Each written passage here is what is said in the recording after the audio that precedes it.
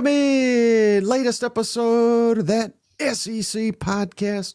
I'm your host, Michael Bratton. Go by SEC Mike on the Twitters. And there's our great friend, Stephen Lassan, senior editor over at Athlon Sports. Stephen, we are in the midst of SEC football. How you doing after I think the best weekend to date in the conference? Oh man, Mike, what a great weekend of football. We had, we're kind of at the point of we're reaching the end of non-conference games, but to see Texas A&M go and deliver against Notre Dame, a awesome Georgia-Tennessee game.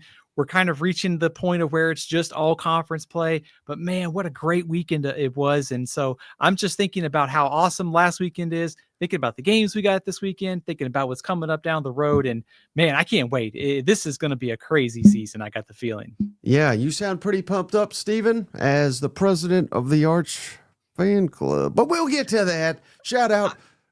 Go ahead. I was going to say, you said president. I just wanted to say, I saw the SEC put out the football czar thing. I'm available. You can call me. I've been trying to run for commissioner of college football to fix these problems that we have in the sport, and I am ready. I'm available. Football czar, here I come.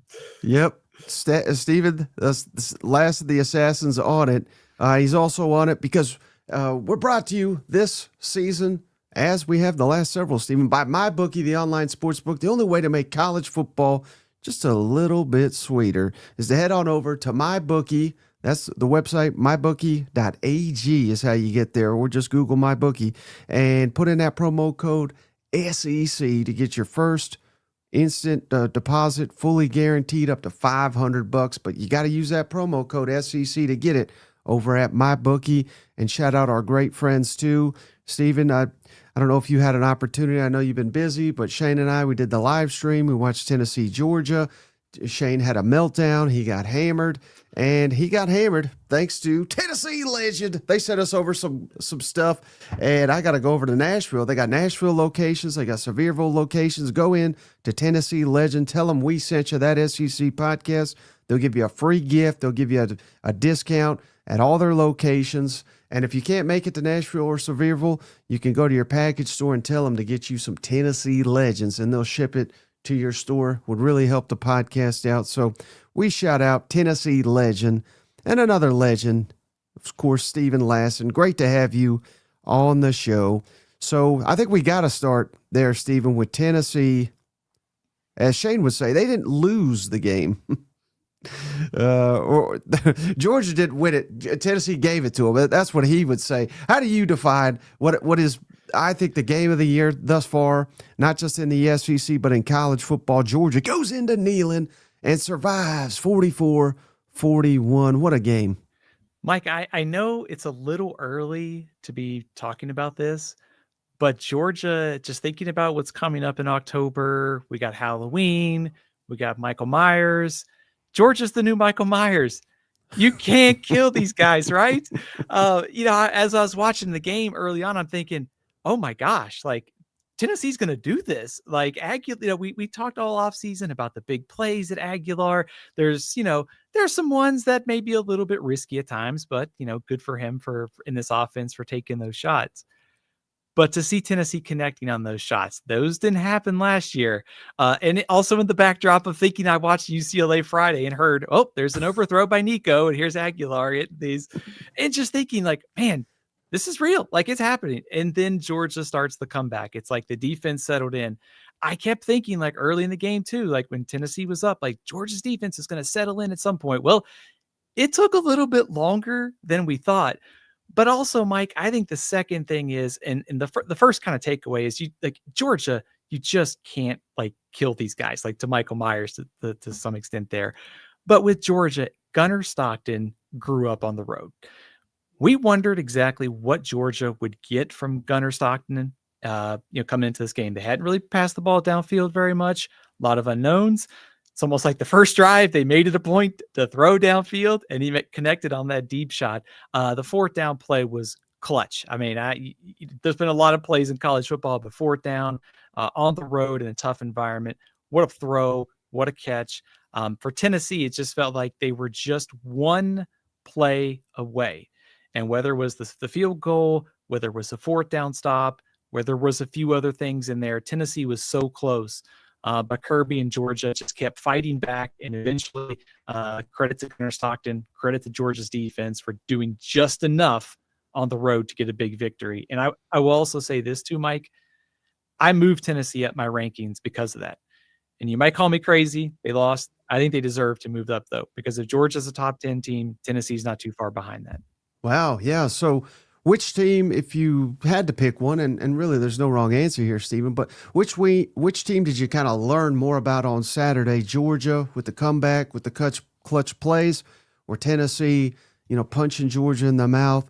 And there was even a point, I want to say early in the third quarter, where Georgia just ran it right down Tennessee's throat, and you thought, man, okay, here's Georgia, goodbye Tennessee, and yet Tennessee came storming back. So, which team do you feel you learned more about on Saturday? That is a great question, because I feel like I could make a pretty compelling argument for both teams, but maybe it is Tennessee, because and I think maybe there is like a big picture SEC thought here, which is we came into the year thinking Georgia, Texas are probably your preseason favorites, LSU, Alabama, not too far behind. But what if that tier is more than one, like two teams? Like, what if it's 4 or 5? Is Tennessee deserve to be in that conversation? I still think if you want to get Georgia, you better get them right now. And I think that's the scary thing, maybe for the rest of college football, is because I think Gunnar Stockton's only going to get better. Their offensive line certainly can get better from here, and they're pretty young at spots on defense. So I think Georgia, kind of showed like they're still on top, the heart of the champion type stuff. But I think Tennessee, to kind of close the gap, to go punch for punch, be one play away this time as opposed to 10, 14 points, I think says maybe that Tennessee's maybe a little bit closer to playoff contention, maybe than we thought after the offseason quarterback trade. Yeah, I'm glad you went there, Stephen. I see we got a bunch of donations, so I'm going to get to those after this. But so, Georgia, after this game, are you more confident that they can win the national championship? I know that's not the barometer for all the programs out there, but I think it is every year now under Kirby. Are you more confident Georgia can win it all after Saturday's performance? Yes, I am. And in fact, I would not be surprised if I had to start like thinking ahead a little bit of which team to pick. I might pick Georgia at this point. I think kind of like what we saw on Saturday, Gunnar Stockton grew up in the moment. And I was really impressed to go from last year being pressed into duty at such a tough time to come back to the season this year. We're not really sure what to expect, and to show up in those clutch moments, like to fall behind and basically show not really a lot of stress, settled into the game, did all the things Georgia need. And then you get the run game going. Like, it feels like Georgia can only get better from here. Especially once they get some of these younger guys up to speed. I'm looking at their schedule too. Alabama certainly looks a lot more favorable, even though I like what we've seen out of Alabama the last 2 weeks. Texas certainly looks a lot more favorable. Florida, I mean, right now, I think you got to feel pretty good about Georgia at least getting to 11 victories. And I certainly like their odds to win the national title more. Okay, now how about on the flip side, Stephen? Tennessee, after watching them on Saturday, what's your confidence level that they can return to the college football playoff? It's rising. It's hard to put a number on it, but let me kind of approach it this way, Mike. In my playoff projections this week, I had 5 SEC teams making the playoff. And I think there's something big picture going on in college football right now, which is, I mean, we've seen Ohio State. They beat Texas. They look pretty good in that game on defense. Penn State came into the year as one of the favorites. They've looked okay. Questionable competition. I think Georgia's proved itself. I think LSU did too. I think some of these other SEC teams are. Clemson, Dabo going to give them an A for that effort against Georgia Tech on Saturday? My point is that you start running down the list of contenders, you're starting to mark off a bunch of names. Who do you feel good about? I feel good about a lot of those teams in the SEC. So I think I've upgraded Tennessee's chances of getting in, and also just looking at that schedule, Alabama certainly looks more vulnerable. Florida looks more vulnerable. Games against Oklahoma at Mississippi State look tougher than we thought in the preseason, though. Yeah, I mean, and I think this is the best way to say it. And this is going to sound disrespectful. It's not meant to be, because, heck, I picked them to win. unlike Steven. But, I mean, there's a possibility Vanderbilt's their third toughest game remaining. Yeah, and I don't even think that's that bold of a statement. Do you? I agree with you. I think that's fair. Yeah. So, again, I mean, if Vanderbilt's your third toughest game remaining, I think you, and again, heck, last year we said, Arkansas, they'll destroy them. Well, Arkansas beat them. So, Mississippi State on the road ain't going to be easy. I think Kentucky on the road will be easy, but the rest of the road games, certainly, you're not going to pick Tennessee on any year to go into Alabama or into Florida, but maybe they get it done this year. So, just point being, I think both, like you said, I mean, I think both these teams are coming out looking a lot better this week than they did on paper anyway last week. Do you think there's an elite team in the SEC this year, or is there a bunch of really good teams? And when I say really good, I also would include like Ohio State outside the SEC. Like, is there just a bunch of really good teams and no elite team in college football this year? Well, are they elite today? No, but I think one you're possibly overlooking when you make that statement. And again, this Saturday will go a long way to determining it.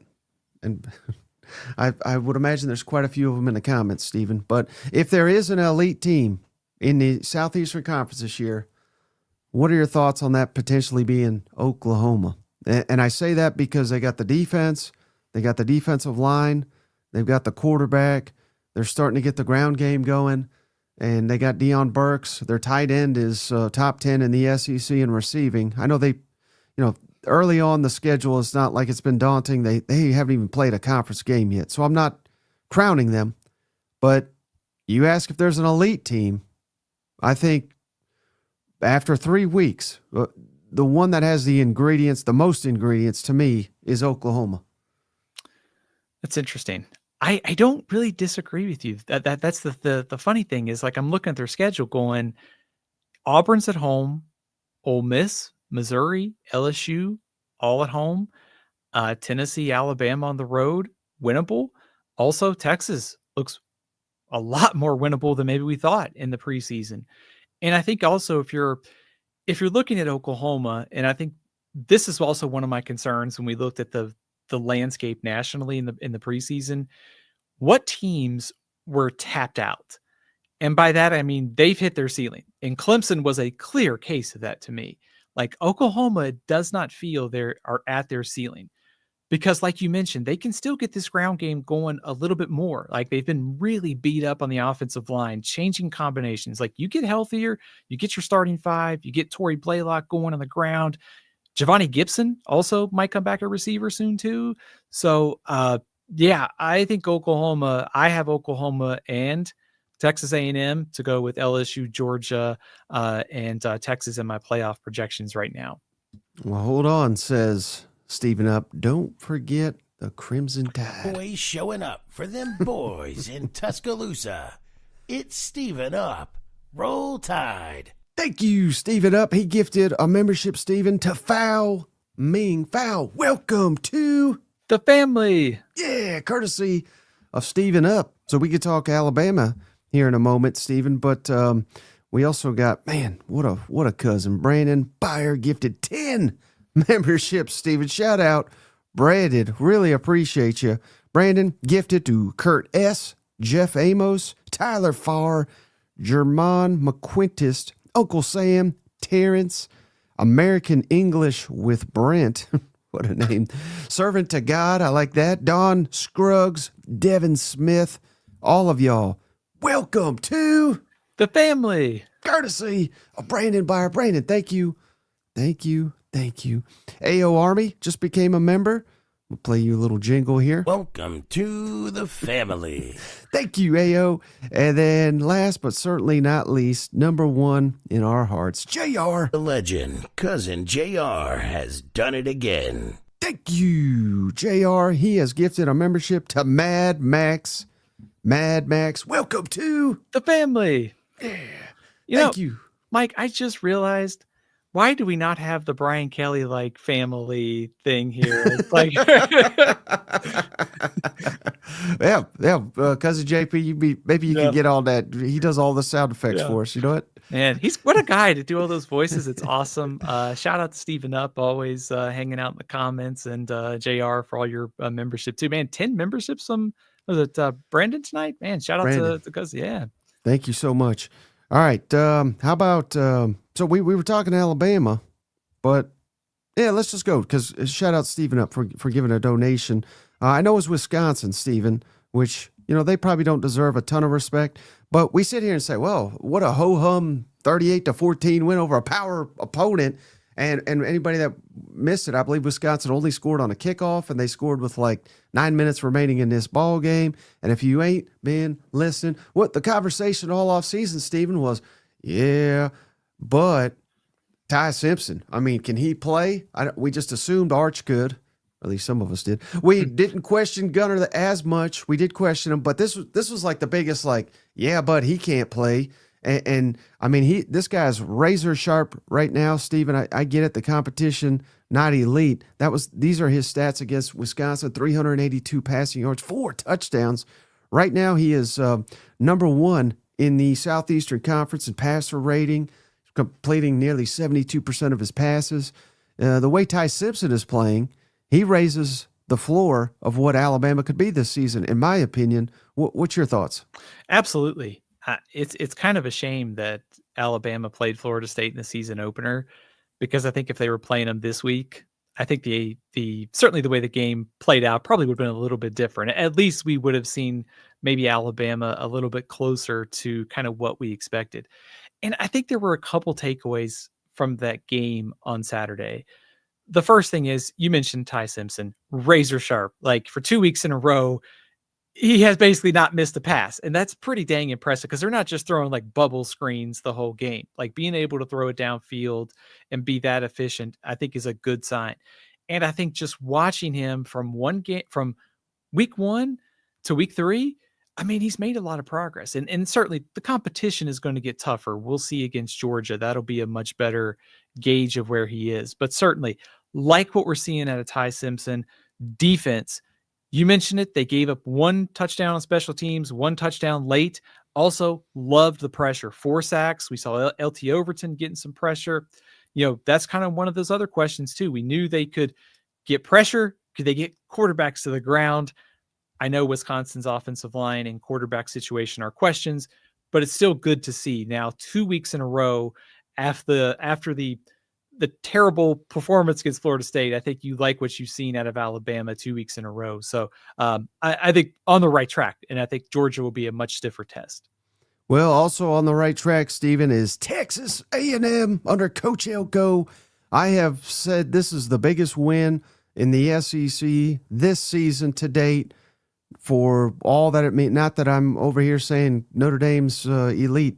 I think they are good, but more about the direction of this program and getting over the hump. Now, it's not mission accomplished, but this is a first real big test, I think, for Coach Elko, like last year beating Missouri, beating LSU, but this one may be bigger than all of them.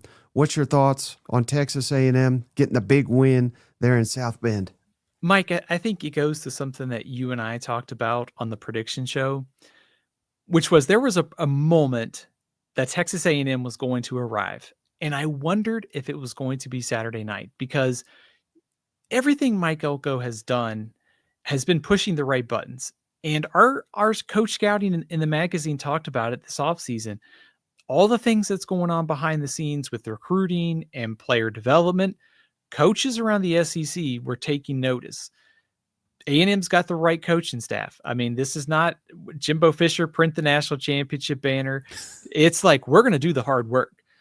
And Elko's doing it. And they arrived on Saturday night. And I think Notre Dame, top 25 team, I think it's like what Texas A&M's first non-conference road win, top 25 teams, is 1979.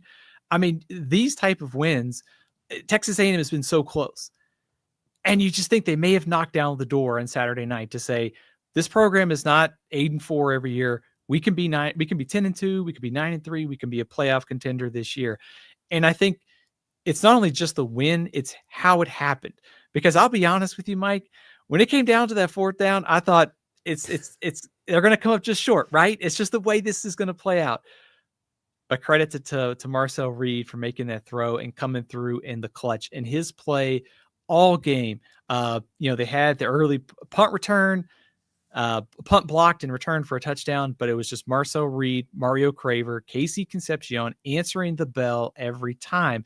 And these offseason acquisitions of Craver and Concepcion, we talked all offseason. They were going to make this thing easier for Marcel Reed. They have, and he has also improved too. So this is a big moment for Texas A&M. It really feels like that is a massive step forward as a program overall. Yeah, and it just seems so difficult to corral both of these guys if they can play up to this level week in and week out. I mean, Casey Concepcion is like an afterthought just in this Notre Dame game. I know he had several big plays, but Mario Craver was the star on Saturday, and then the 2 weeks prior it was Concepcion. So, I mean, who the heck do you guard? You only got so many defenders. And, oh, by the way, they got a freaking hammer of a running back named Le'Veon Moss. So Terry Bussey, too. Yeah, I mean, Terry Bussey and Ruben. I mean, heck, I didn't even spot Ruben Owens in the game on Saturday. But, I mean, weapons galore. And maybe a big if after it's just 3 games, but the defense has been kind of spotty, to kind of put it, or Shane's been calling it, he's got a new thing. He's saying leaky D. It was a little leaky D, but again, we got confidence in Mike Elko. He's bashing chairs over here. He's breaking them. You gotta think that guy's going to get it right. And the defense made plenty of big plays, even against Notre Dame.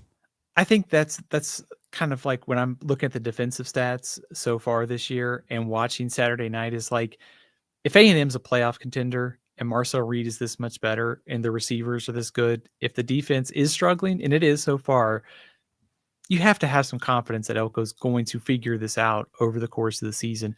Also think Notre Dame's offense is pretty solid too. Like that's, going on the road and playing a caliber of offense like Notre Dame, it's not easy to stop. Miami had some issues in week 1, 2. So they've played UTSA, who's one of the better G5 offenses in Notre Dame on Saturday. So I'm not overly panicked, but it's a group that definitely has to improve. But I also kind of trust Elko here. Mm-hmm. Well, I know you also trust Stephen, Mr. Clark Lea. Oh, buddy, going on the road, snapping the streak. 17 years in a row? Stephen was at the last game. Well, we can't say that anymore, but he was at the last game. Vanderbilt beat South Carolina until last night. He told me that. I was dying laughing. I was thinking about it all week. But shout out the Vanderbilt Commodores. Stephen, this is like a new era. And, man, again, is it mission accomplished? No. But this is a major, major, major milestone, I would say, for Clark Lea and his program to go on the road and beat a top 15 ranked team on the road in this conference. There's several coaches in this league that literally can't say they've done the same thing. Just think about how far Vanderbilt has come since the start of last season. I mean, idiots like me said that he might be on the hot seat if they go 3-9 last year. All he did is just hire Jerry Kill, Tim Beck, bring in Diego Pavia, and a couple months later, they are 10-6 in their last 16 games. So, I mean, Clark Lea has, much like Mike Elko, has pushed the right buttons. And I think they've got a really good offensive identity. Like Pavia is excellent at running this offense. Also, a complete team victory, too. I know Lenore Sellers was hurt, but holding South Carolina to 7 points. And I think as we have talked about since week 1, the roster is deeper. There's more talent across the board. They can go toe-to-toe with other SEC teams in these games. Worth just considering, yes, Lenore Sellers did get hurt. They have now won. They smacked Virginia Tech by 24 points and beat South Carolina on the road by 24 points. When was the last time a Vanderbilt team, you could say, could go on the road and do that to quality competition? And I'm not talking about Louisiana Monroe or Western Michigan. We're talking about power conference teams, so the Vanderbilt smacking around by 20 plus points. That's a pretty good sign of where this program is. Right. And again, so remember the narrative with Vanderbilt that I just kind of mocked, I thought it was silly, was just, Vanderbilt's not going to sneak up on people this year. They play their, keep away, which they still kind of do. But the difference this year is they got all these athletes on offense that they can push the field with. And man, I should have looked this guy's name up, but that safety they got with the with the long hair is just, I mean, he is incredible. I believe they added him out of the transfer portal, and he is just all over he's making plays left and right. They got a pretty stingy defense now. And again, you knew that was going to happen eventually with Clark Lea, but last year was kind of bend but don't break. This year, they're kind of forcing the issue. And I know Virginia Tech just fired their coach, so it's not like that's a great win, but completely suffocated them in the second half and did much the same to South Carolina at Williams-Brice. Vanderbilt made Virginia Tech quit. That's pretty much what it was. I mean, if you go into Blacksburg and win by 24 points, yeah, I think there's Vanderbilt definitely got the ball rolling on that one. But I think thinking back to the preseason, like the narrative on Vanderbilt, I think they're doing what they did last year, but they can do it better. And, Trey Richardson has been a great pickup. You can see the speed that he brings at receiver. And certainly, like, there is a stylistic battle that Vanderbilt tries to drag you into with, like, time of possession, limited possessions, and all that. But they've got a great defense, and they're limiting Pavia's playing at his best. If you can limit those possessions, play your style, but also do it better, plus keep Pavia healthy. Down the stretch, I thought that was a real problem last year. This better supporting cast can keep him healthy deeper into the season, which gives them a chance to easily exceed every preseason expectation. Mm-hmm. And we've got some comments on South Carolina, but we're going to save those for the panic meter. Speaking of panic, Stephen, I panicked watching DJ Lagway throw a football on Saturday night because he threw it 5 times to LSU. Thoughts on LSU beating Florida 20-10? It was a slobber knocker, if you will. Defense, 2 quality defenses, 2 bad offenses, in my opinion. But what's your take on this one? I have to admit, I was really expecting a better played quarterback game from both sides. I had been looking forward to this one on the calendar because you had Nussmeier versus Lagway, and you had all these weapons, and you kind of thought, man, if we get 4 quarters of Lagway versus Nussmeier, we're in for a real treat. Instead, we got something completely different, and that was a defensive struggle. I mean, I guess if you're Florida, you have to think, well, we threw 5 interceptions, but we only lost by 10 points. Our defense has played pretty good. That's still not good enough, though. And in a spot like this, I think it gets back to every offseason conversation that we talked about with Florida. The rust for Lagway. Is he 100%? I know all those questions we probably beat that over and over, but I think you're seeing why. Like, timing seems off. The whole offensive operation seems off.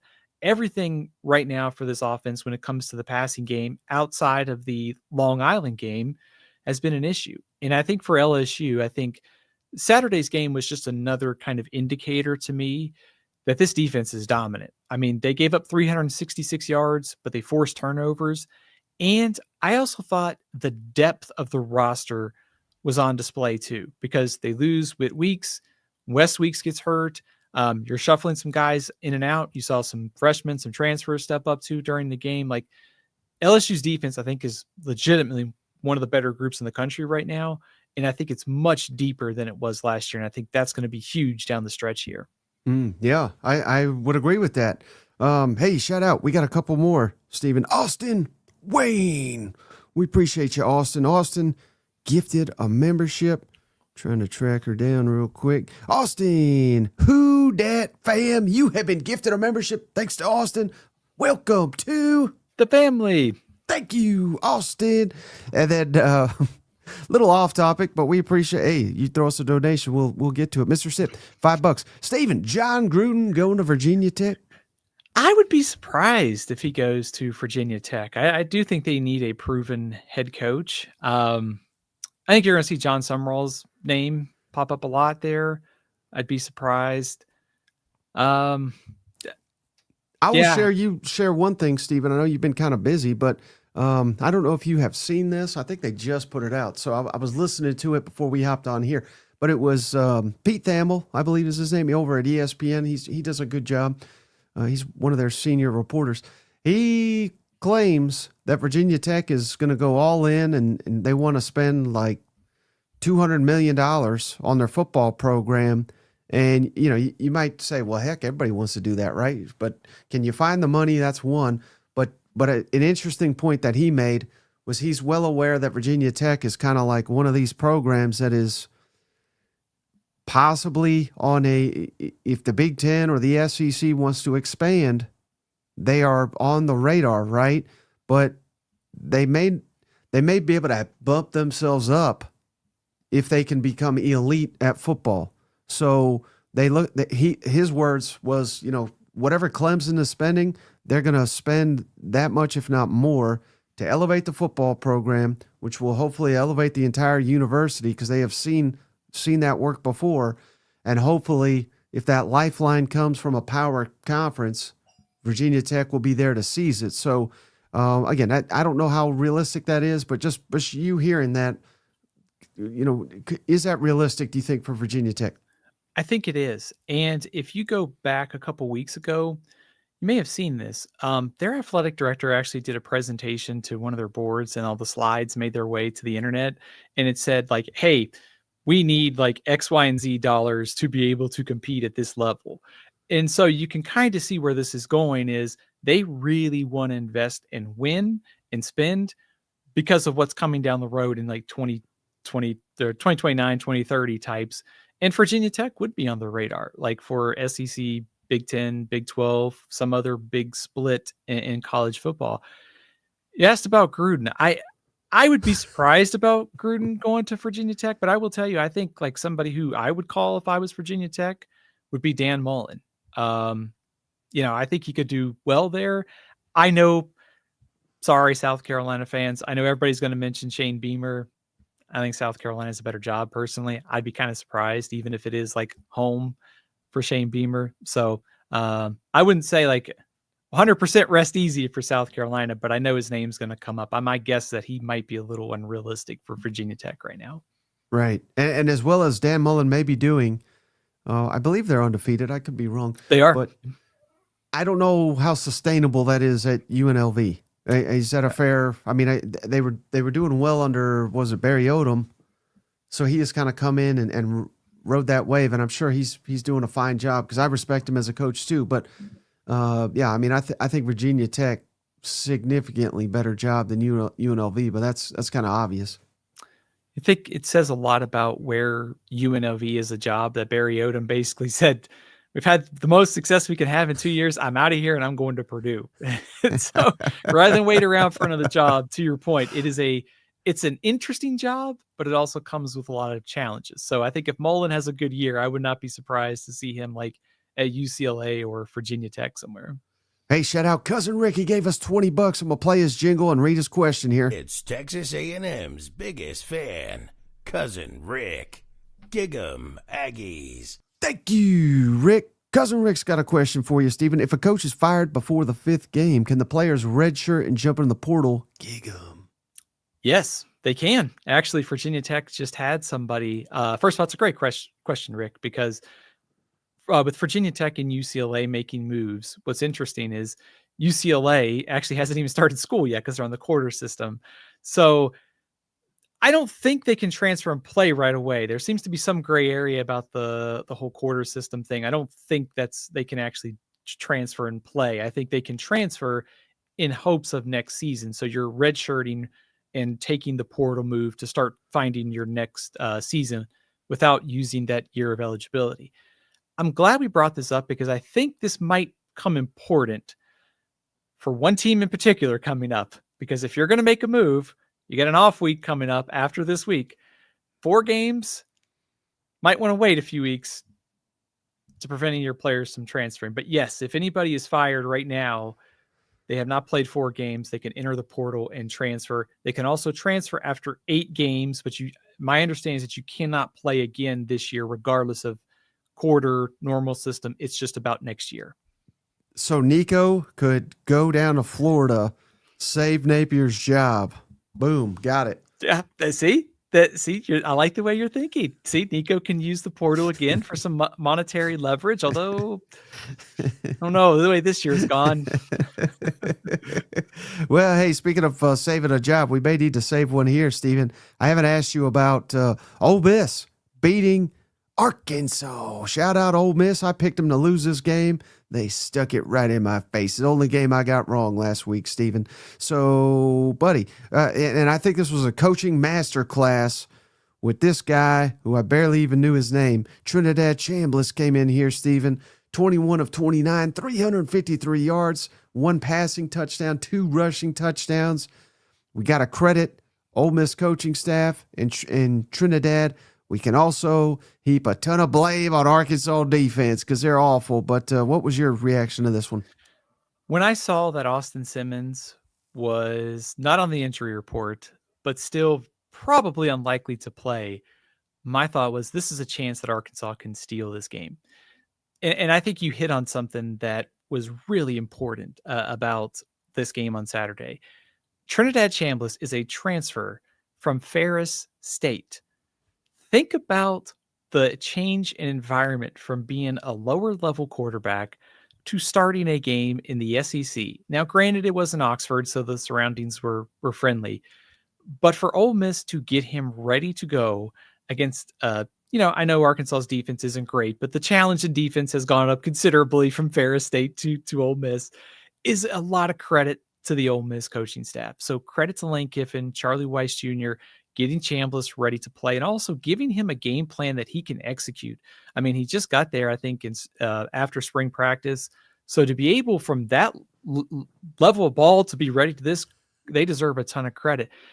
The other thing is, and I think I hate to go here for Arkansas, but it's like I've seen this story play out like 10 different times, it feels like, under Sam Pittman, which is there's an opportunity, they're a play or two away, and they fall just short, whether it's missed field goals, a penalty, a turnover, whatever it is, it's always just coming up just short. And that's the case again for Arkansas and what was a very winnable game on Saturday. Yeah, Shane has made this statement. I'm starting to agree with him. They may be looking back and saying, good night, we wasted Talon Green, who may very well be the best quarterback in this conference. But that doesn't do you much good if you're paired with perhaps the worst defense in the conference, does it? Yeah, 100%. I mean, it's almost like Talon Green has to score every time he touches the ball now to give them a chance. And I think just looking ahead for Arkansas, I mean, they get Memphis this week. They're going to play Notre Dame. But, I mean, is Arkansas going to slow down Joey Aguilar in Tennessee? I mean, I don't have confidence then to slow down Auburn, Mississippi State. LSU and Texas are struggling right now on offense. It's weird to say. But, I mean, the challenges are only going to stay the same or get tougher from here. So Talon Green is really going to rack up some offensive totals this season. And unfortunately for Arkansas, barring some sort of massive defensive turnaround, it feels like 6-6 is kind of like the ceiling for this team right now. Mm-hmm. And it's bad enough. I don't know if you caught this, Stephen, but the AD, I think he was at the Little Rock Touchdown Club. The clips are going viral, but basically he's like, well, the analogy he uses is essentially, well, he said everybody's breaking the rules in NIL and Arkansas is not going to do it. And he said, if the speed limit's 40 and there ain't going to be the patrolman out there, how many of y'all going to do 65? He's like, I ain't doing 65. And they're like, oh, shut up. He's making excuses that they don't have the money to compete. This is big time ball. I mean, if Vanderbilt can compete, Arkansas can compete. I don't want to hear those excuses. Oh man. I mean, look around at college football. I mean, I know it's different. Like Texas Tech has got like billionaire, oil donors that are, funding a lot of their program and all that. And you might see them on the commercials on Saturday during the games. But if you're telling me like teams like Texas Tech can go all in, other teams across the country are willing to heavily invest in NIL, Arkansas certainly can. And especially in the SEC, like if you want to be in that top tier, I mean, look around, look at A&M taking a step forward, Oklahoma this year, it's not getting any easier. And so you've got to be willing to invest to be able to try and crack that top tier. With the expanded playoff, it's perfect for teams like Arkansas and Ole Miss to make a run at the playoff every couple of years. Mm-hmm. Hey, shout out Cameron Williams, gave us $5. I know it was Alcorn, but did you see any of Camario's play up to this point for Mississippi State? Mike, one of the things about watching these games is that you file things away for next year. And I appreciate Cameron, your question. He hasn't put up a ton of stats so far this year, but this is a notebook thing for next year. I am really excited about his potential. I think we've seen him flash a little bit more as a runner with the 43 rushing yards. I think he's only attempted like 3 passes up until this point, but man, the potential is there. And with Kromenhoek and Taylor, if something happens to shape in the rest of the way, they've got 2 quarterbacks I think they can win with the rest of the season. So I'm filing Taylor away as if he's the starter next year, he's going to be one of my breakout candidates. Jeff Levy, the quarterback whisperer. I mean, heck, he's developed several of these quarterbacks in the conference over the years, and LSU's backup, if I recall. So I think I saw somebody compare Taylor to Robert Griffin. I was like, I don't know if I want to go there yet, but we'll see. I think he's very interesting. Hopefully not an annoying broadcaster. All right, anything else before we get to the panic meter? Did anything else stand out? I know Ahmad Hardy rushed for like 6,000 yards. Anything else that you want to reference that happened over the weekend in the SEC? I think I was going to mention Missouri. I mean, it's a pretty good sign when Ahmad Hardy has like 3 touchdowns and Louisiana has 4 first downs. That's a pretty good day at the office for Missouri. Not to mention like basically giving up like what was it, like a good chunk of their yardage on that one long touchdown run for Louisiana. So yeah, I mean, Missouri, one of the early season, I think probably fair to say one of the more impressive teams relative to preseason expectations, I think. Yes, sir. They are moving on up, and it's getting real this week as conference play begins. So, again, we'll preview that game in here in a moment. But, all right, Stephen, let's get to the panic meter, because that's my favorite part of having you on Monday. What are you most panicked about in the Southeastern Conference after the 3rd week of the season? Let's stay at Florida. Let's just stay with the Gators, Mike. The panic meter didn't move. It stayed at 10. If it could go higher, it would, because I'm really worried about this team and where things might be going. Underdog this week against Miami, looking at Texas A&M coming up. There's still Georgia. I mean, they could be 2 I'm trying to do the math in my head, 2-5 at that point. Also, not taking into account a Mississippi State team that is much improved. The schedule doesn't have many breaks the rest of the way. I love what the defense is doing. I mean, they've holding their last 2 opponents, like to sit was a 16 against South Florida, 10 points, 20 points to LSU. This defense, we wondered how it would hold up after last season's improvement. Looks like it's real. Unfortunately, the injury to Caleb Banks is a pretty big setback. But offensively, I mean, this is Billy Napier's side of the ball. And here we are again talking about another week where they scored 2 offensive touchdowns in their last 2 games. And with the talent that they have, it's really hard to understand why they have not been more prolific on that side of the ball. So my panic meter is at 10 because I expected this offense to be a lot better this season. And I'm just not sure at this point it's going to get a whole lot better. That's all fair, right? But I don't know if you're aware of this, Steve. The line for the Miami game opened at 8.5. It's down to Miami favored by 3. Now, does that mean much for this game? I mean, who the hell cares about the line? But more importantly, let's say they beat Miami, which by no means is a given. Miami, I believe, is number 5 ranked team in the country forever, whatever that's worth. And based on the comments, it's worth nothing, Steven, because they don't care about the rankings, and neither do I. But let's say they beat Miami. Aren't we probably right where we expected to be in the preseason anyway at 2-2? And I'm not saying like extend Napier, but and the way Arch in Texas, who we'll get to them in the panic meter, the way they're playing, that game looks winnable. I guess the point being, I don't think it's quite doom and gloom. And even, I know you lost. You couldn't do anything on offensively against LSU, but you had a 87-yard touchdown taken off the board. They've scored 2 touchdowns the last 2 weeks, and they've had 3 come back because of penalty. They threw five interceptions, 5 interceptions that lost by 10 points, and one of them was a pick six. So, I mean, just eliminate all these issues, which is easier said than done. Seems like that's all they have is issues in Gainesville. But if we could just correct those, I still think there's a winning team here. Am I crazy? I don't think you're crazy. I feel like this is the Jimbo Fisher. We're inches away. And what was it Billy said today? Like, we're dangerously close to being good. I mean, what is it? That's what I'm trying to sell to you. We're dangerously close to a top 10 team here. I don't think you're off because the ingredients are all there to be a lot better than what we've seen out of Florida this season. But I also think if we're kind of banking on return touchdowns based upon penalties, like, this has been a problem. Like, it's been small things. Like, there's too many guys on the field for field goals, double numbers. I mean, all kinds of spitting on players. I mean, there's kind of been a program wide thing. Like, this isn't just 1 year. It's kind of been a running thing here. What kind of odds would you have taken in the preseason to look at the total offense numbers in games against just FBS opponents and see Florida, LSU, Texas, and South Carolina are the 4 worst offenses by yards per play right now? I would have lost my mortgage on that one. You know what?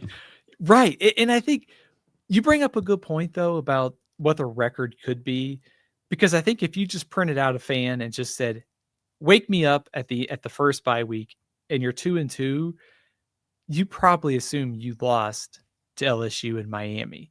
Right. So the sequencing of the wins doesn't necessarily matter.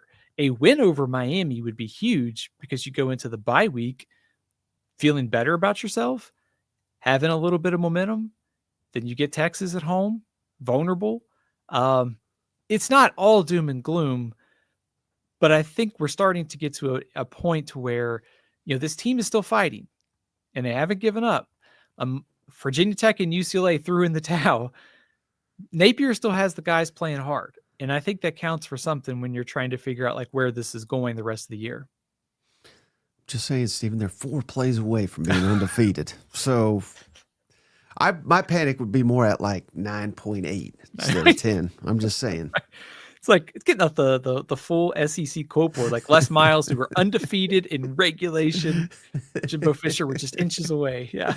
All right. So who's next on the panic meter? Let's go with the team that everybody wants to talk about, Texas.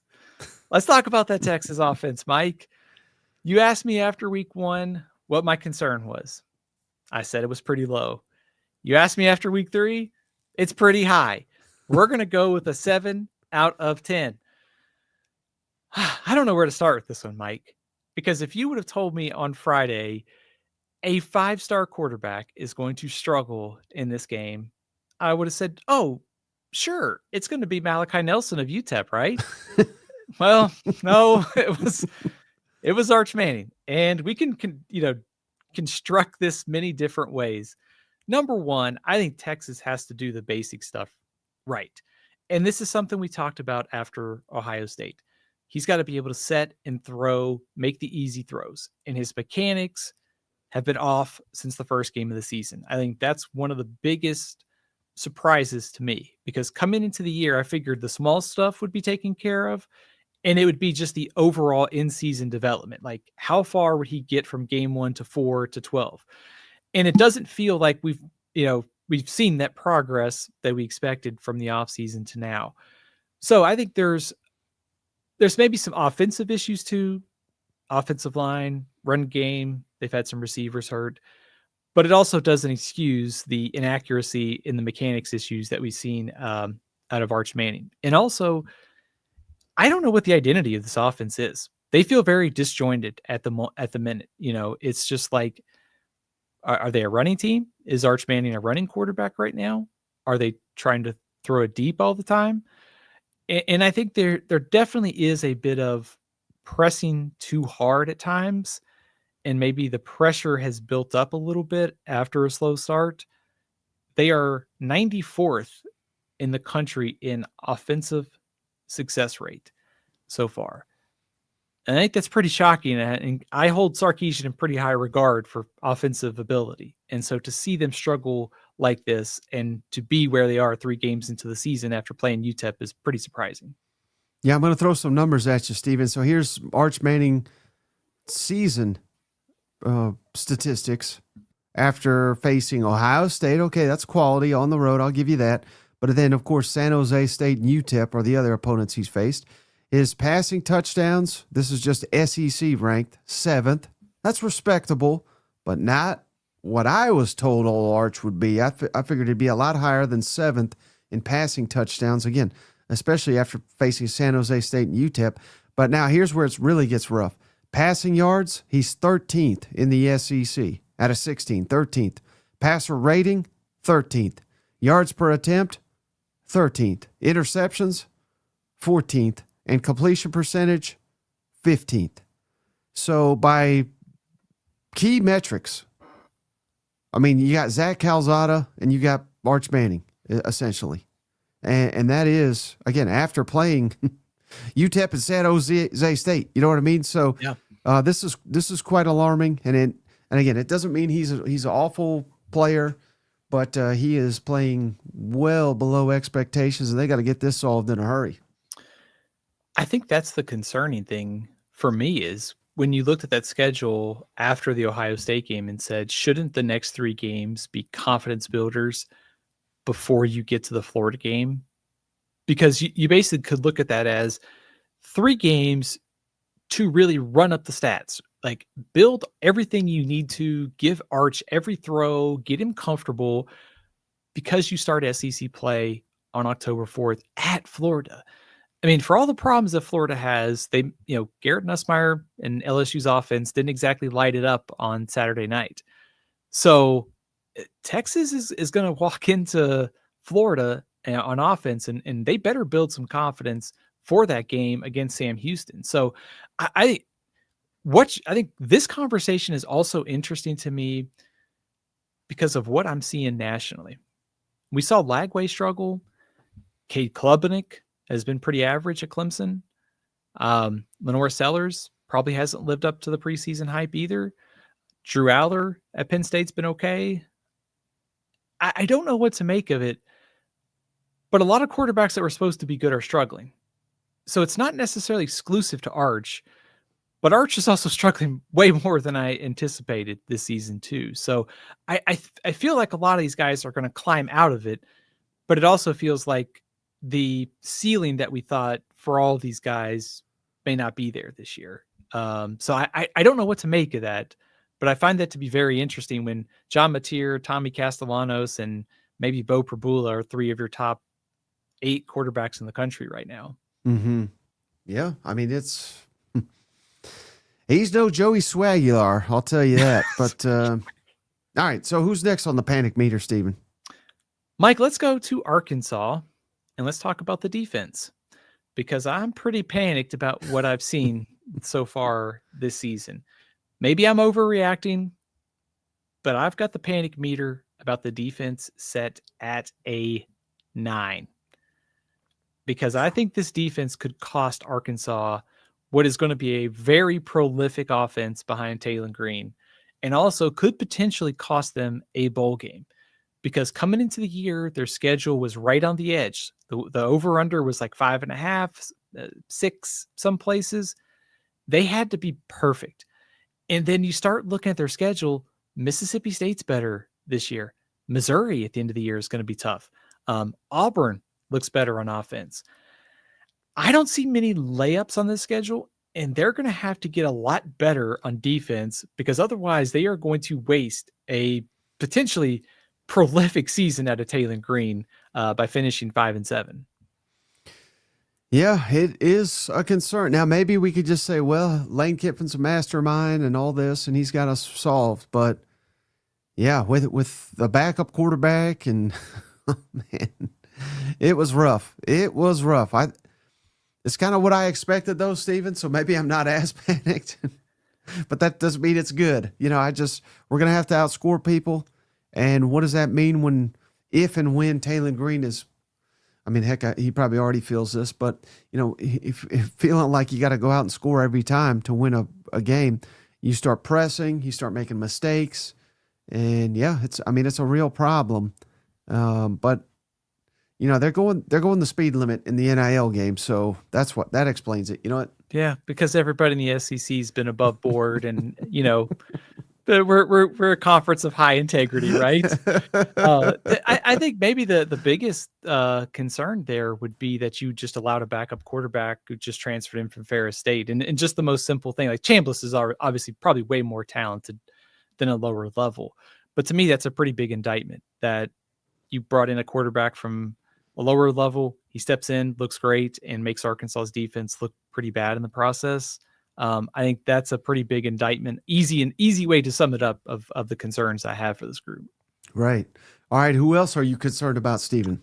South Carolina's offense. I'm going to set this at an 8. Am I crazy? Might be too low. Might be too low. I get. We're not laughing at Sellers getting injured. Hopefully he's back.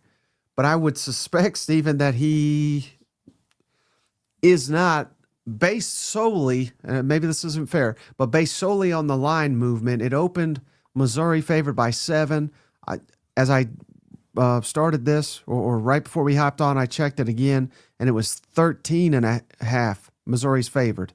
So, again, the line, and that's all I'm basing this on, the line suggests that they know something that maybe Sellers will not play. I hope he does. I've not heard anything that suggests he will or won't, so take that for what it's worth. But, yeah, Missouri's playing outstanding, particularly getting after the passer. And if your quarterback's already banged up, that's a recipe for disaster.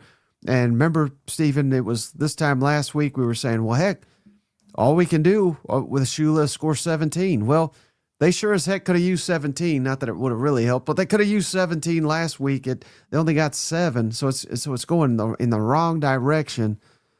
But yeah, this is this is what Carolina does, man. I don't know why or how, but they're always starting slow, and it may just it may tank this season because there's not much room for wiggle room now, especially with this upcoming slate. I hope Lenora Sellers plays this week because, man, to see South Carolina and see Sellers and Prabula on the same field in what's been a entertaining series and certainly a back and forth between the two fan bases. So I am hoping, knock on wood, that he is able to go this week.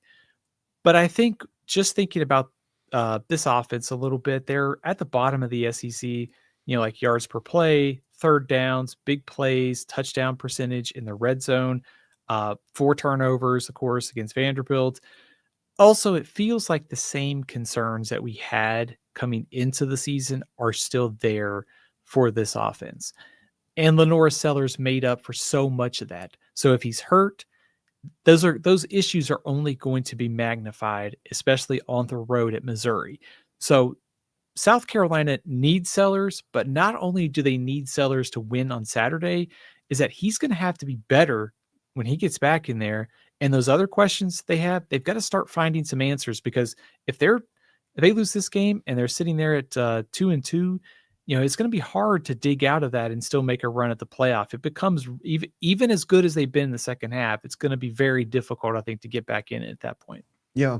Well, any chance though that maybe this is correctable? Because I just thinking of 2 plays. I don't know if you specifically remember either one of these or saw any of the reaction, but I retweeted one against, it was, I think, their first offensive play against South Carolina State. He essentially had a man wide open running. It would have been like a 90-yard touchdown had he just seen him and thrown it.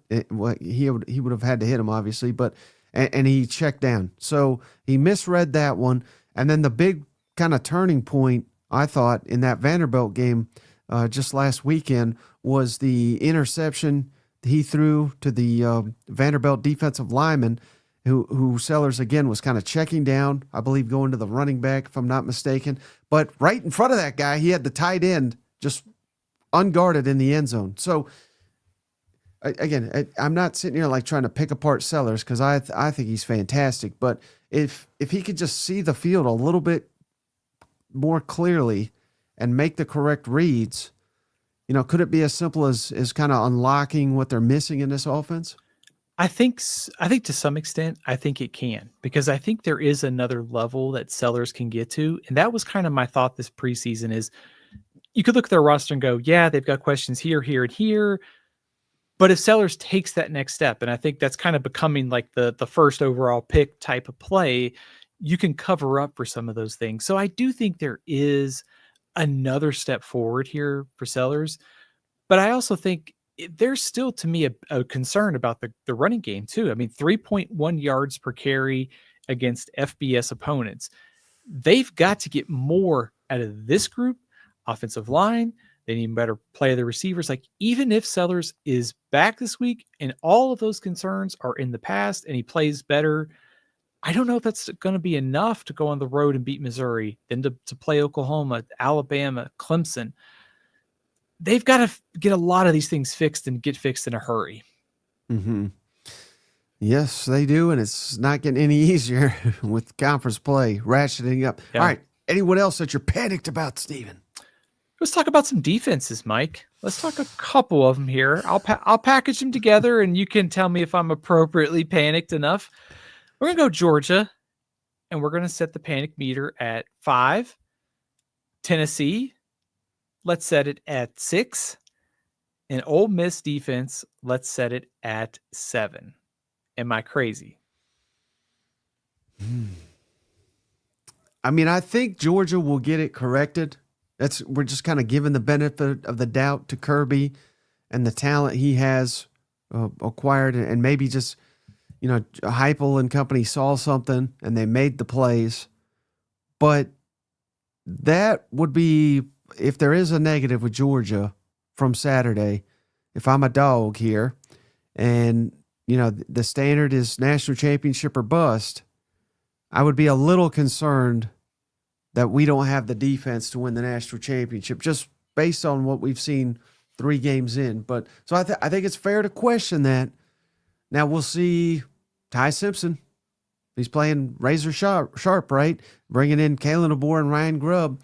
If Alabama has a ton of success against Georgia in Athens, I think it's fair to start panicking. So I think the next game for Georgia in 2 weeks will kind of tell us what we need to know there.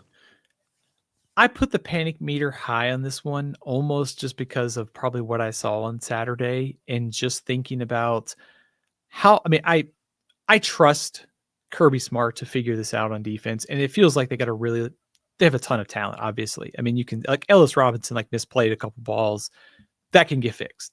Those are things that come with more snaps and experience, and also it's just with this coaching staff, they'll figure those things out.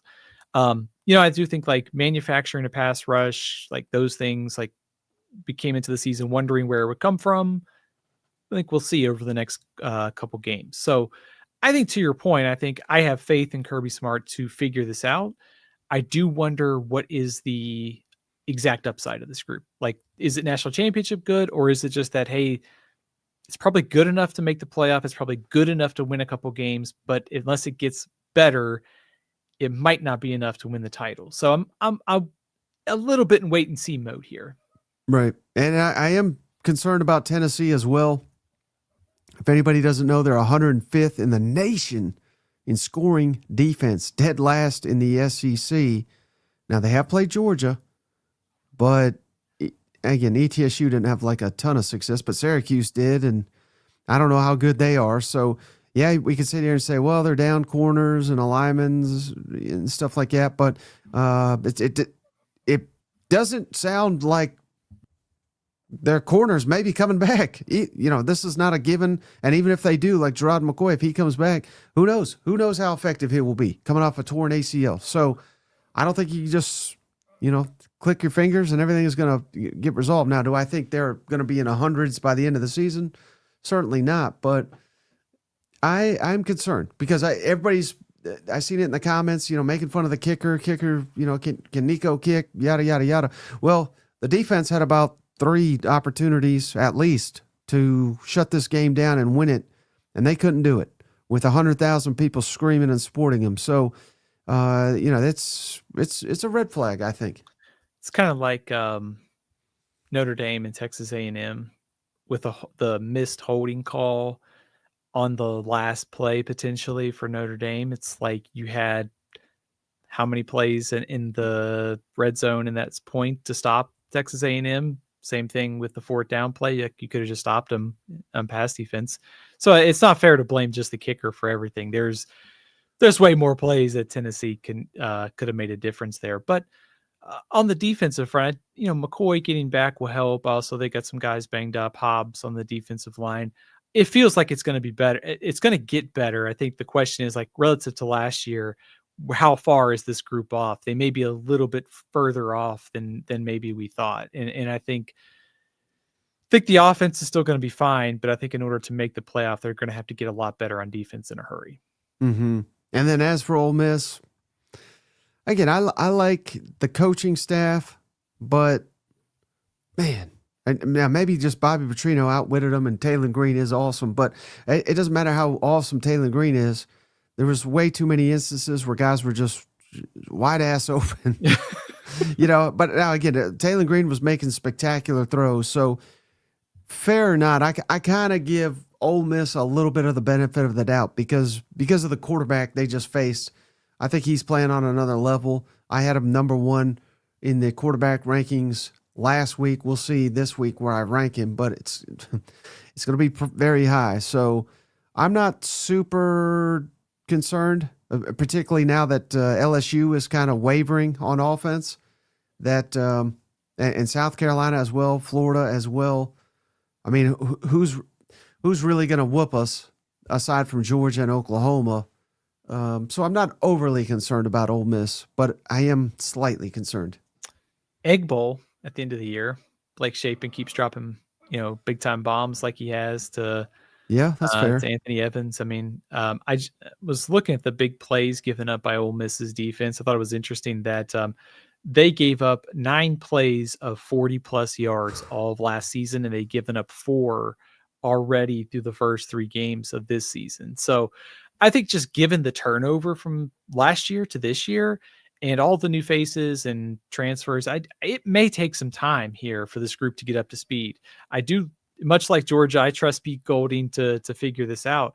But looking at that schedule, I mean, I think LSU will probably pull out of the offensive funk a little bit. Georgia, Oklahoma, we'll see what happens with South Carolina and Florida. But that's a manageable slate if you have questions on defense and if your offense continues to play at a high level with a healthy Austin Simmons. Mm-hmm. And speaking of LSU, would you put that offense, was that at all on the panic meter? And if you say no, Stephen, I'm going to suspect Brian Kelly got to you too. Mike, I am worried about it. I'm going to set the panic meter at 5. It's kind of halfway. I think you could kind of look at all 3 games so far, and you could kind of see, like, I don't know, is there, like, the first game of the year on the road against a good Clemson defense, 5.1 yards per play? That's not too bad. Week 2, maybe you had a hangover from that Clemson game against Louisiana Tech. All right. The last game against Florida, 6.1 yards per play. That's not too bad. It's not really translating on the scoreboard necessarily. Do I believe that LSU's playing to their defense to some extent?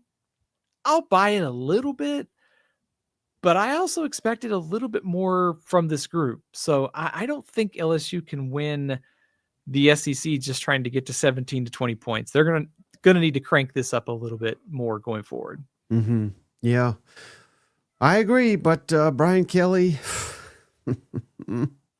he says, quit asking stupid questions like that. You know what? At least the water bottle this time was safe. All right. Anyone else on the panic meter? Or is that it for this week? Mike, I despite what was a great weekend of games in the SEC, a mostly successful weekend in the SEC, that was a lot to panic about, but I think that takes us to the end of the panic meter this week. I think you're right, Stephen. All right, so let's look ahead to week 4 in the Southeastern Conference. on paper, not a terrific weekend.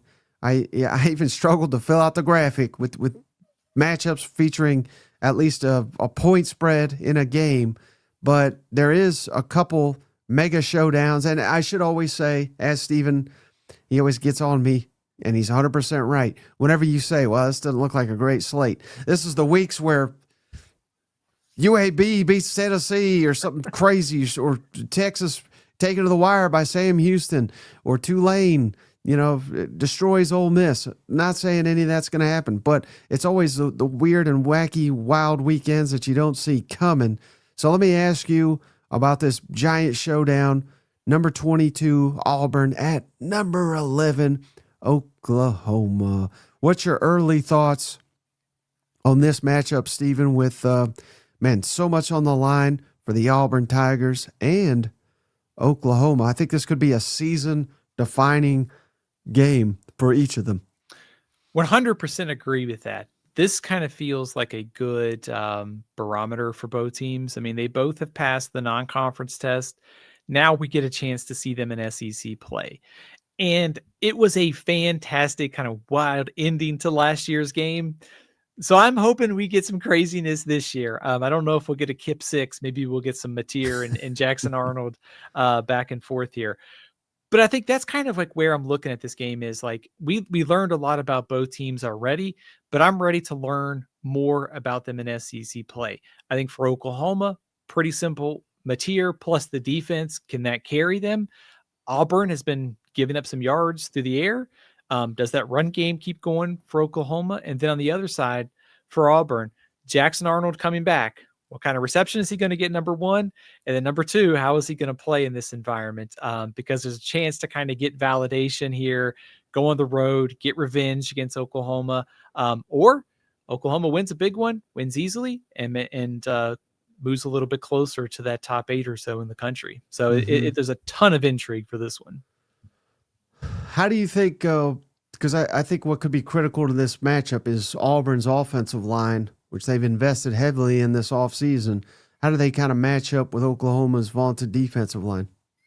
I agree with you. I think it's not only just the one-on-one battle, like Oklahoma's defensive line, clearly one of the best in the country.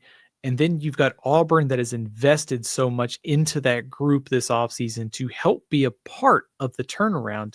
But this is a group that I think is 15th or tied for 14th in the SEC with 7 sacks allowed through the first 3 games. So it's not just how do they pass protect, but everything off of that. Like you're going to have to get Jackson Arnold involved in the run game. Who exactly is available at running back? Is Damari Alston back? Whoever's in there for Auburn. But in general, I think there is a storyline here with both teams in that who can stay out of like 3rd and 8 all night against these defenses, because there are some dudes in the trenches that are going to be lining up here with Keldrick Falk and R. Mason Thomas and all them, but staying out of like long yardage situations for both quarterbacks is going to be key. How big of a issue perhaps though is Auburn's secondary going up against John Mateer and this Oklahoma passing attack? I know Baylor kind of tore him up, and even South Alabama had some success against them. I mean, we have 2 data points out of the 3 games where they've played a functioning passing attack, and I'm forgetting Ball State because they don't have one right now. Auburn is 77th in the country in passing success rate on defense. I know small sample size, but if Sawyer Robertson and Baylor can put up numbers, then Mateer and Oklahoma can put up numbers too. So that is a concern if I'm Auburn. I also think if you're Auburn, can you kind of counteract that by getting some pressure with Keldrick Falk and some of your other guys up front? So trenches, like staying out of passing situations, and also quarterback mobility, also pretty key here. Who do you think has a better coaching staff in this matchup, Auburn or Oklahoma? Probably with Doug. And it's also unique, sorry to cut you off, because we got Hugh Freeze calling the plays, and we got Brent Venables calling the plays. It's just interesting. Man, I would probably lean Oklahoma. Would you? I don't know. I don't know because I'm not sold, still not sold on Old Venables, but yeah, I mean maybe, but Ben Arbuckle not been in. He looked fantastic in the Michigan game. So, but that's kind of like one data point that I have on him that I kind of respect. So, yeah, maybe, but not by a lot, I would say. If we just do like coordinator for coordinator, and I mean, which one of Auburn's 3 play callers on offense do you want to take here? Defensively, I would take Venables over Auburn staff and DJ Durkin. And then I think offensively, I probably would take Arbuckle. Well, let me ask you this, and I this might be kind of obvious, but I'm going to ask it. Which coach would be under more pressure, immediate pressure, if he lost the game? That's a good question. I don't know. Probably. I don't know. I could make a pretty good case for both. Right. My first thought would be maybe Venables, because if Jackson Arnold comes back to Oklahoma and wins, like you're favored, you changed out quarterbacks, you got rid of this guy last year. If he comes in and beats you and maybe runs over your defense, that's probably not going to sit well. Is that fair? Oh, absolutely. Yeah. And playing at home and all that. But point being, both of them are going to be facing pressure if they lose this one. That's kind of that's where I'm at. And again, I was talking with Marler on the earlier show. I mean, this could be a downward spiral. I mean, someone asked us, I think they were trying to mock me for saying Auburn's going to be bad all offseason, but they said, is Auburn going to make a bowl game? And that seems like a foregone conclusion, right? But what if they lose this one? At A&M? A&M's got 2 weeks to prepare. I think given what we know about A&M, Auburn still they have a realistic shot of going in there and winning, but I'm favoring A&M. Georgia, I'm favoring Georgia. Missouri, at home, that's probably a toss-up. At Vanderbilt, hell, they can't beat Pavia. Right. But basically, we could go through all these games, but basically, Stephen, they'll whoop Kentucky, they'll whoop Mercer. It's at Arkansas, at Vanderbilt, Missouri. I mean, it's not. They'll find at least one win there, likely, but it's not a given. Is it a given? Do you think? I think bowl eligibility is probably a given because, I think if I'm just doing the math, they're at 3. Kentucky Mercer is 5. I think they'll get another one somewhere along the way, at least to 6. The other thing is, and I think maybe what this is kind of getting at though is how realistic is it as good as the vibes are right now? They could be 3-3 headed into that Missouri game, right? Because I think they will be an underdog to Georgia and A&M, barring some sort of injury that comes up for either one of those two teams in the next couple weeks. So I think they get to a bowl game, but I also think that the odds of them being 3-3 are not crazy given that schedule. Mm-hmm. And then, of course, Oklahoma's got a murderer's row too, so we could do the same thing for them. But any other early thoughts on this game? I want to see Torrey Blaylock again. I was really impressed with how he ran against Temple on Saturday. Jaden Ott, despite being the offseason acquisition, has been totally invisible to start the year. Are they saving him for SEC play?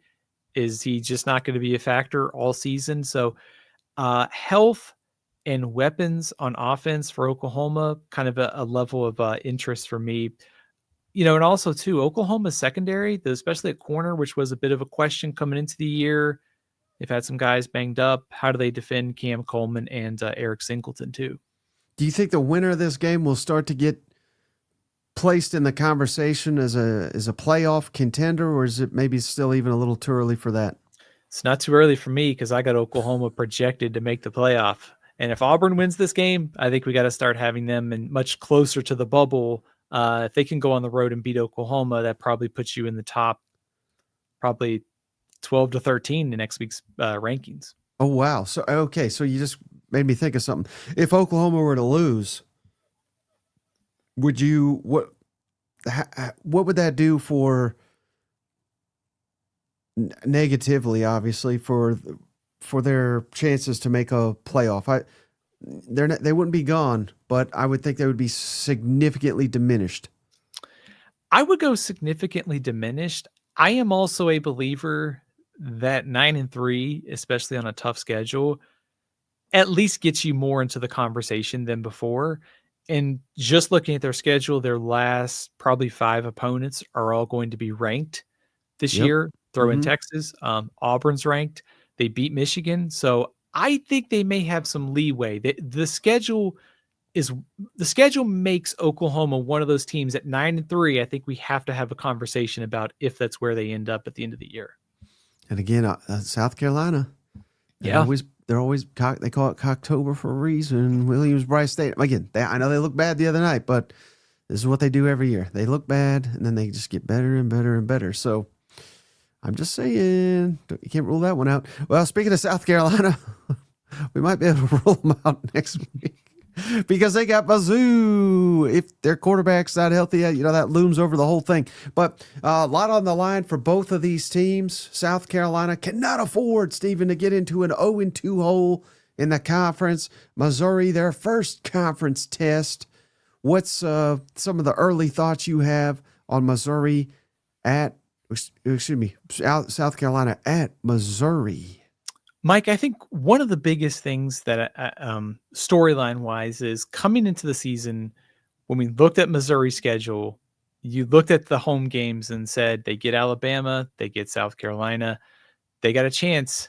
The schedule's pretty favorable. If they can pick off some of these games at home, there's 10-2. It's right there. And now they're catching a bit of a break. Like if Sellers doesn't play, all of a sudden what goes to probably a toss-up type game goes pretty heavily in favor of Missouri. I think if there's one matchup, though, that I've got my eye on is the Missouri offensive line trying to block Dylan Stewart and the South Carolina defensive front.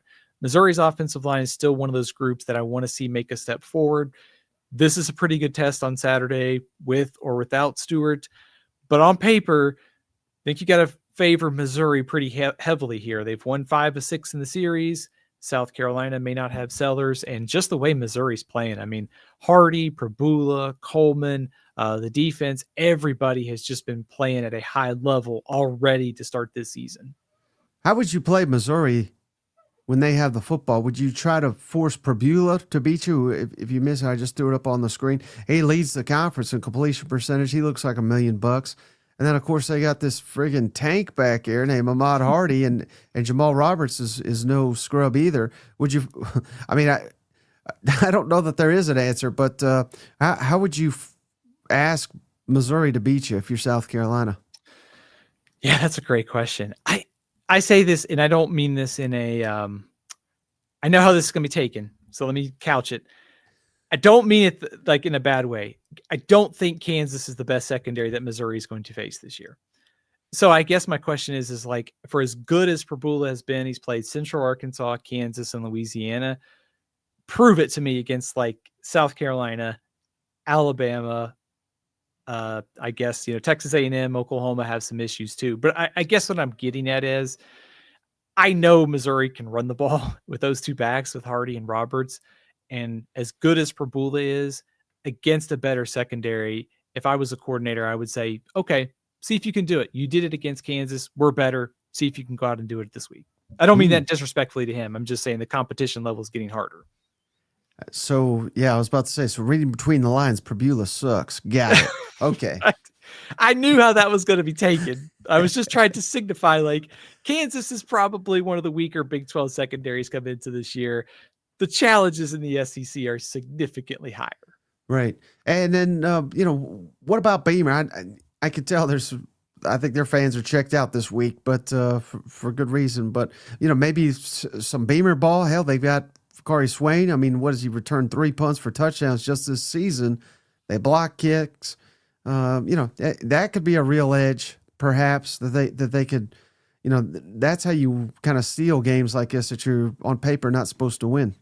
I think special teams, like a punt return, a punt blocked. Also, I would go defense too.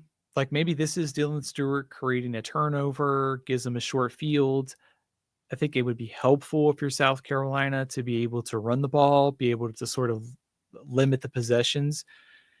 I also think Luke Doty can probably benefit from actually working as the starter. Like they can actually build a game plan that's catered to him this week. So my guess is that he'll benefit, play better. They can maybe score on special teams, score on defense, get a turnover or two. That's how they're going to have to manufacture a win. Mike says if South Carolina wins, Mizzou panic meter 10. And then Benny says he'll go turbo.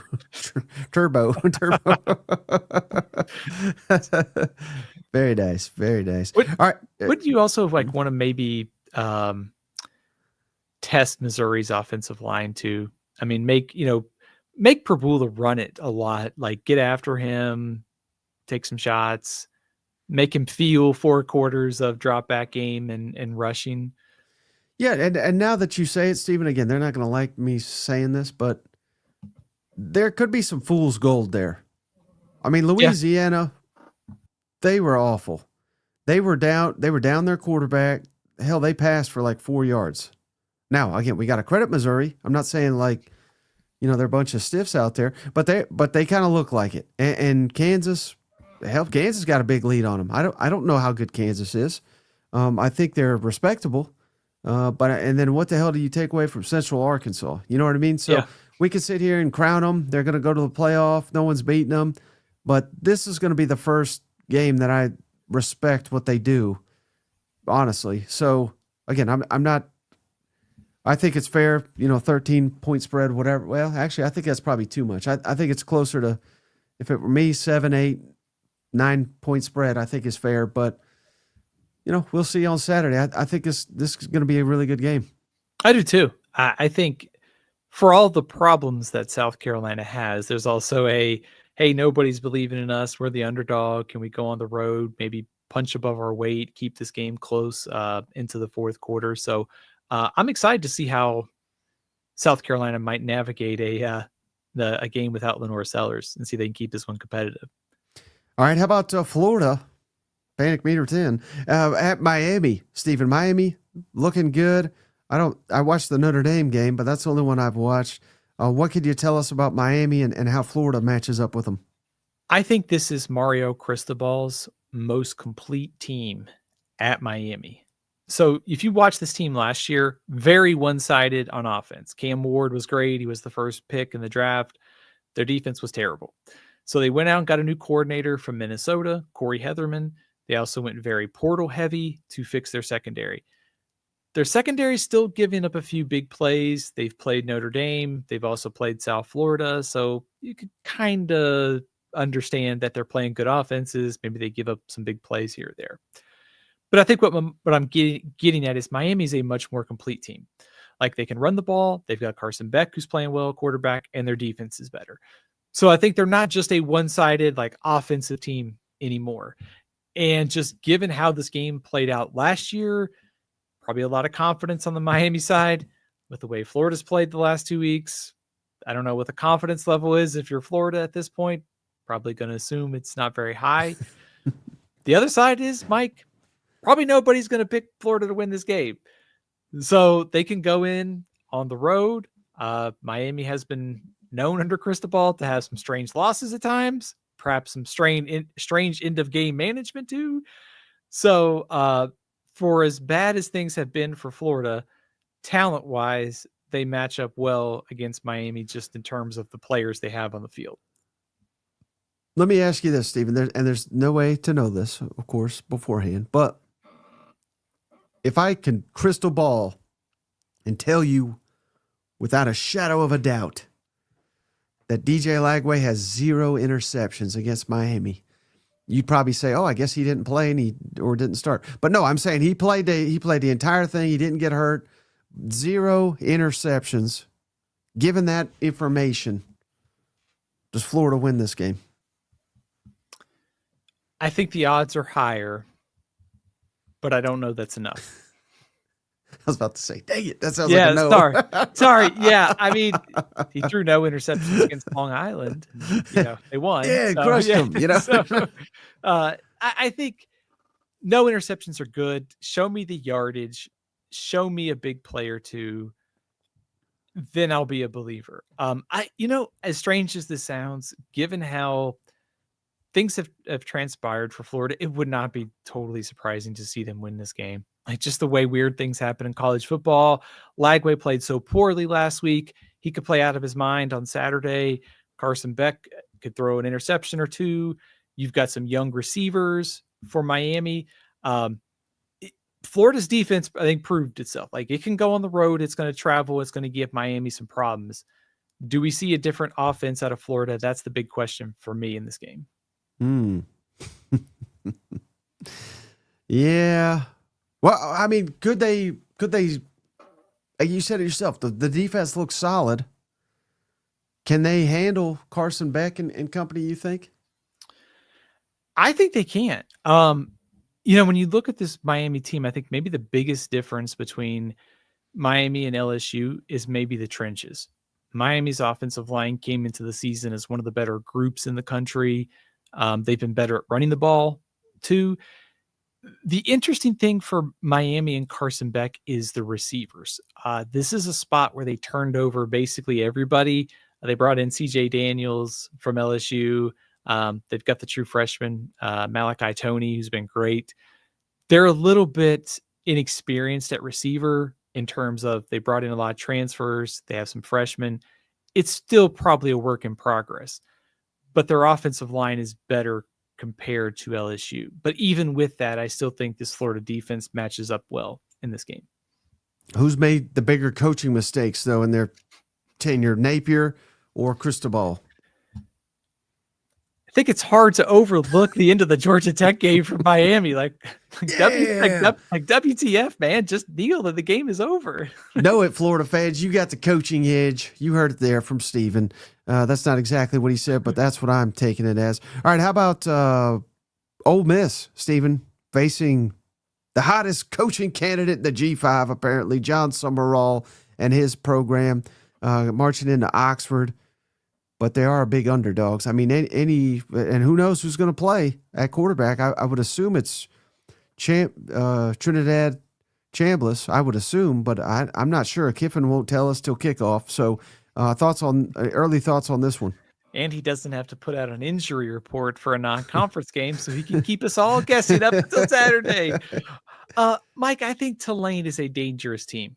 I know the spread is double digits, but they've beaten Northwestern and they've beaten Duke.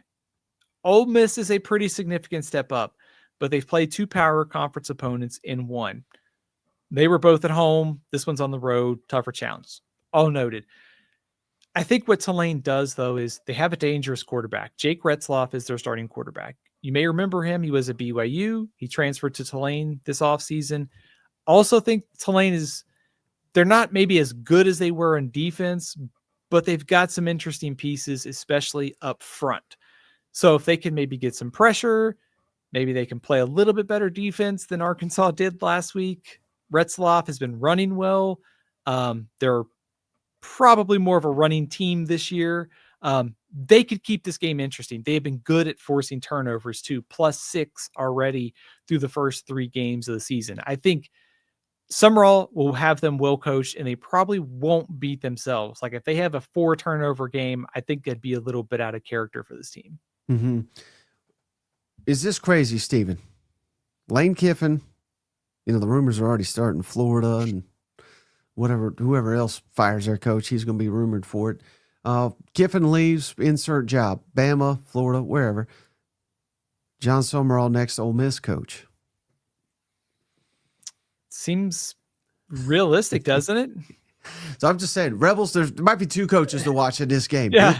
He's coached down there, I believe it, as a position coach, linebackers coach, and he did a heck of a job. So I'm just throwing that out there. I mean, I know he gets connected to Kentucky all the time because it's the alma mater, but man, I don't know. If you're that hot of a coaching prospect is going home important or is winning the national championship? And I think you can do that at a lot of other jobs. So if whatever SEC job comes open, you can expect to see John Summerall connected to it. And that might be Ole Miss or even Florida if it comes open. Let's say Trinidad has a big game here against Tulane and really gets that momentum going as Ole Miss starting quarterback. Any shot that you think there could be a quarterback competition? I know Austin Simmons at times looks like $1 million, but he's had a lot of turnovers too. Could we be having a little bit of a split here if Trinidad is the real deal? I would probably stick with Austin Simmons. I'd be surprised if there is. But what I think it does is, let's just say Austin Simmons throws a couple interceptions later on down the season and you need a spark. And we've seen this, like young quarterbacks often get, they struggle, they get pulled for a series or two, they go back in, they've settled down. I think if anything, Chambliss playing well here gives you options. If Simmons struggles, if he's hurt, like, you feel good about your backup. But I think he's your guy at this point.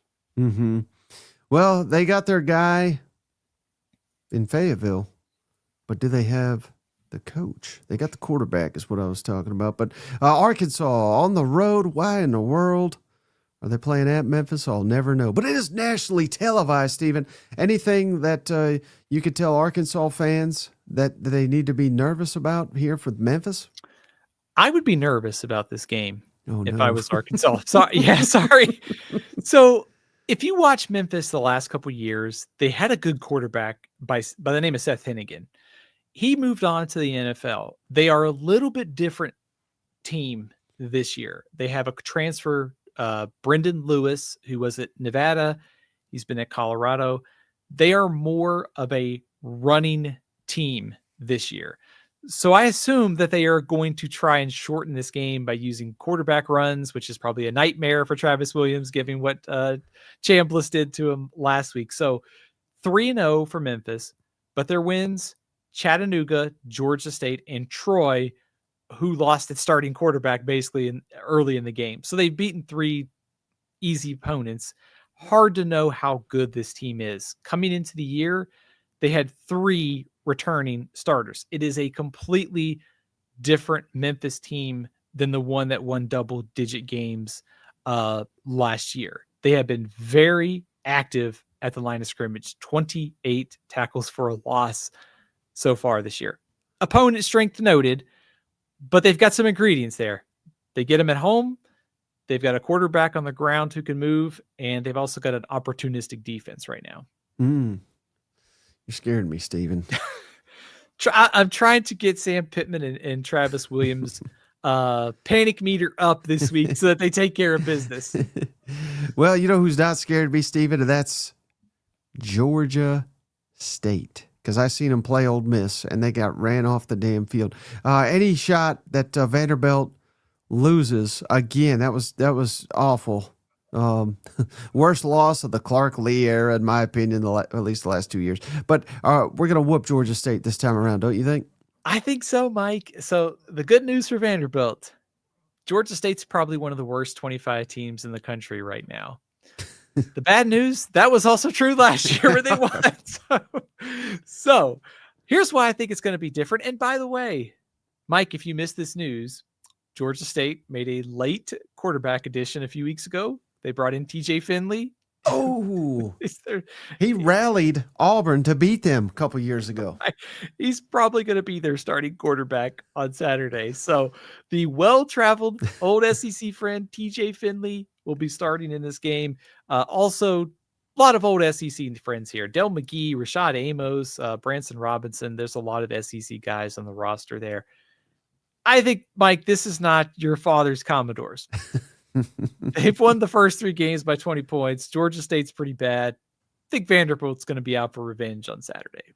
All right, so now you gave me an additional boost of confidence now that I know TJ Finley is the starting quarterback for old Georgia State. You know what? I got your panic meter up about Memphis. I am telling you to lower your panic meter for Vanderbilt. All right, any panic at all for Tennessee any letdown here facing UAB. Point spread's 1,000,000 here. I would assume not.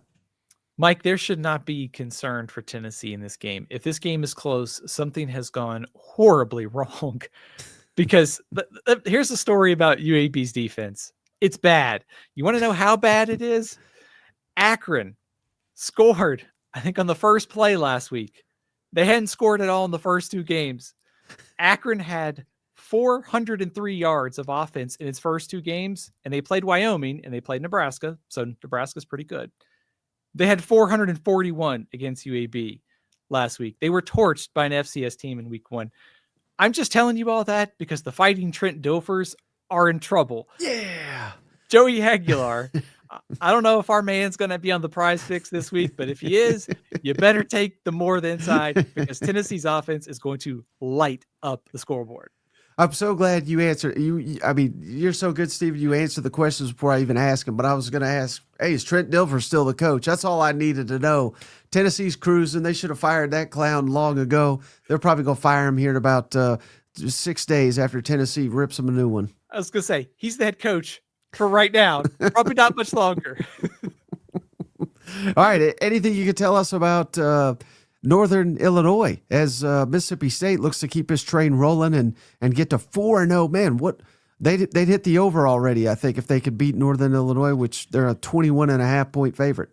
Mississippi State should take care of business here. So Northern Illinois beat Notre Dame last season. And so your panic meter might be up a little bit because of that. This is a different team, though. They came into the year with just 2 returning starters.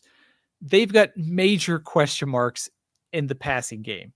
They nearly lost to Holy Cross in the season opener. If there is one thing that they do well, that is they run the ball. Thomas Hammock is their head coach. He is a former Northern Illinois running back.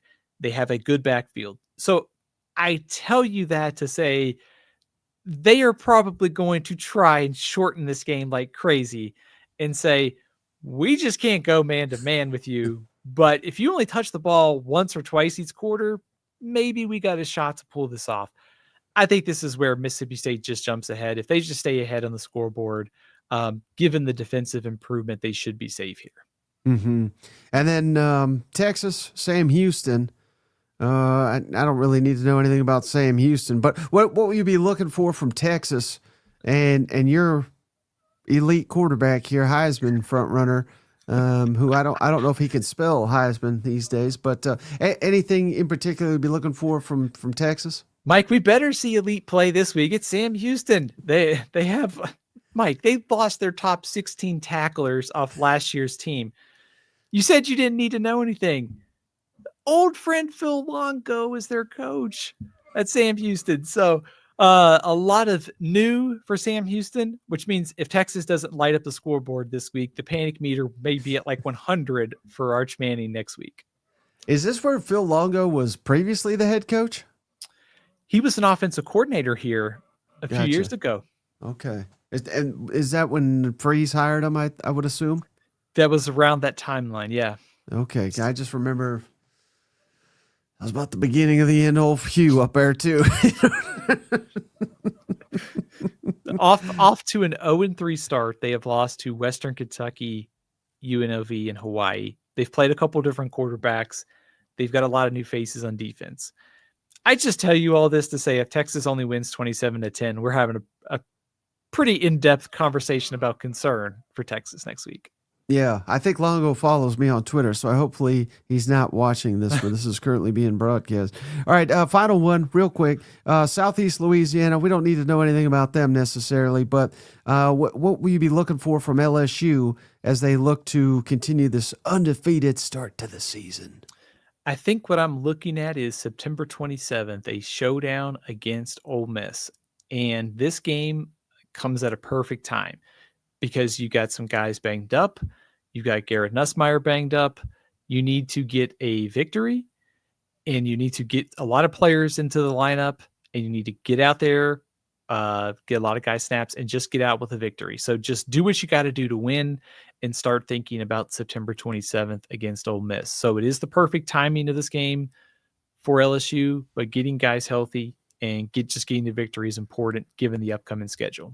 All right, Stephen, I'm looking at the comments, the Cousins, it's like their bedtime over here. So I think we'll wrap this one up. I appreciate you going super long on this one.